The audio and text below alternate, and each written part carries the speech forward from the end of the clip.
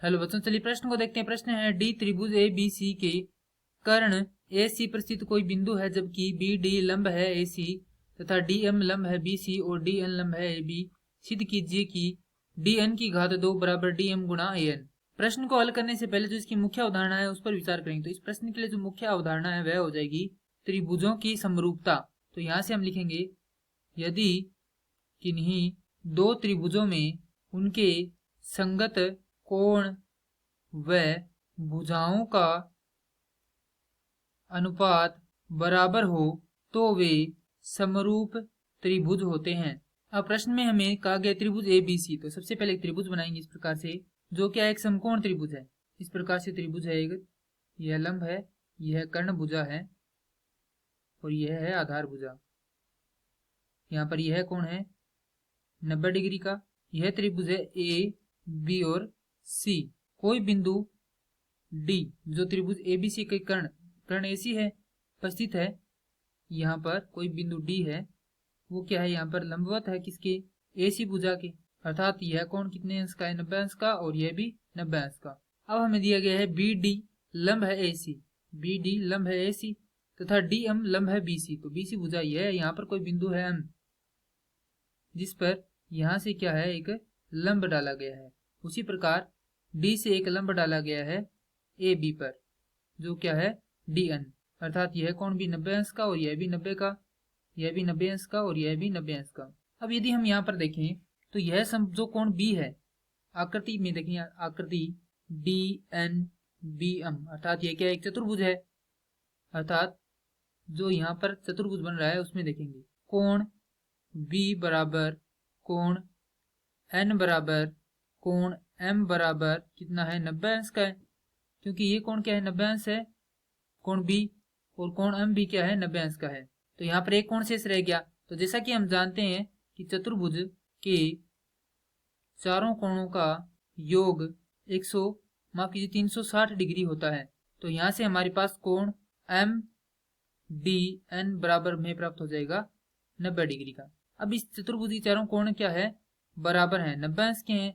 तो 90 अंश होने का अर्थ यह क्या है, या तो यह वर्ग है या आयत है, अर्थात इसकी जो सम्मुख भुजाएं है वो क्या होगी, बराबर होगी। तो यहाँ से लिख सकते हैं डी एम बराबर है एन बी तथा डी एन बराबर है एम बी।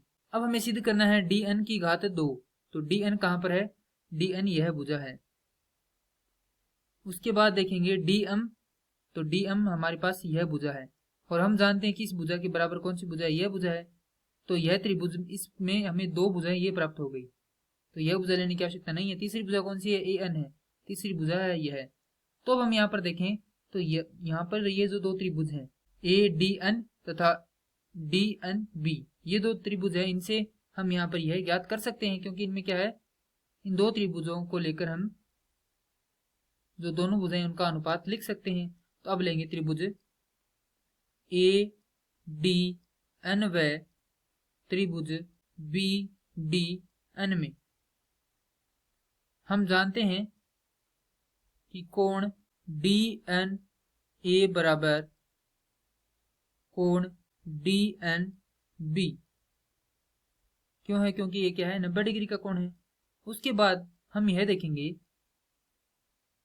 कि यह जो संपूर्ण कोण है वह कितने अंश का है, 90 अंश का है, और ये कोण कितने डिग्री का है, 90 का। तो यहाँ पर जो बाकी जो दो कोण बच जाते हैं इस त्रिभुज में, तो उनका योग कितना होगा, 90 होगा। तो यहाँ से लिखेंगे कोण ए, माफ कीजिए, एन ए डी योग कोण ए डी एन बराबर 90 डिग्री। उसी प्रकार यह जो संपूर्ण कोण है उसका मान है 90 डिग्री। तो यहाँ से हम लिखेंगे कोण ए डी एन योग कोण एन डी बी बराबर 90 डिग्री। तो जो ए डी एन है वो बराबर है ए डी एन के, और दोनों का मान कितना है 90 डिग्री है। तो हम यहाँ से लिख सकते हैं कि कोण एन ए डी बराबर है कोण एन डी बी के। तो यह लिखेंगे हम कोण एन ए डी बराबर है कोण एन डी बी के, अर्थात यह जो कोण है वह बराबर है इस कोण के। तो अब हमें दो कोण प्राप्त हो चुके। तो यहाँ से लिख सकते हैं त्रिभुज ए डी एन समरूप है त्रिभुज। अब यहाँ से हम क्या करेंगे, 3 इस प्रकार से रेखाएं बना देंगे, क्योंकि हमें जो त्रिभुज प्राप्त हुए हैं वो क्या है, समरूप है। तो इनके जो संगत कोण और जो संगत भुजाएं वो क्या होगी, बराबर होगी। तो इनके जो संगत कोण है वह इन्हीं के अनुसार लिखेंगे। तो कोण ए किसके बराबर है, कोण ए बराबर है कोण इस डी के। तो यहाँ पर लिखेंगे डी। कोण एन बराबर है कोण एन के, तो यहाँ पर लिख देंगे एन। और डी है वह बराबर किसके हो जाएगा, फिर बी के। तो त्रिभुज ए डी एन समरूप है त्रिभुज बी डी बी एन के। तो यहाँ से हम लिख सकते हैं कि यदि समरूप है तो इनका जो भुजाओं का अनुपात है वो क्या होगा, बराबर होगा। तो ए डी अनुपात डी बी बराबर है डी एन अनुपात एन बी बराबर है ए एन अनुपात डी एन। तो यहाँ से हमने देखा था कि डी एम बराबर है एन बी के, तो यहाँ पर हम यह दो अनुपात लेंगे। तो यहाँ से लिखेंगे डी एन अनुपात एन बी किसके बराबर है, डी बी के, माफ कीजिए डी एम के। तो डी एम बराबर ए एन अनुपात डी एन।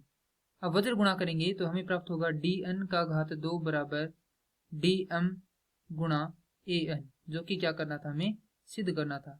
मैं आशा करता हूं कि यह प्रश्न आपको समझ में आया होगा। धन्यवाद।